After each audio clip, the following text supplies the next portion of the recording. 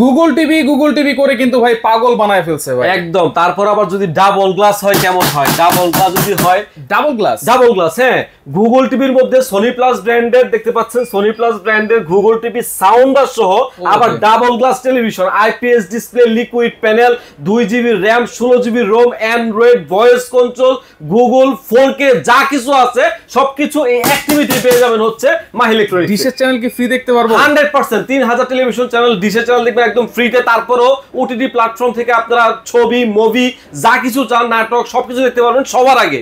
আচ্ছা, ডিশের চ্যানেল কি ফ্রি দেখতে পারবো? 100% 3000 টেলিভিশন চ্যানেল, ডিশের চ্যানেল দেখতে পারবেন একদম ফ্রিতে। তারপরে আবার কি জানেন, 1 বছরের প্যানেল গ্যারান্টি আছে, 1 বছরের পার্সেল গ্যারান্টি আছে, 12 বছরের সার্ভিসিং ওয়ারেন্টি আছে।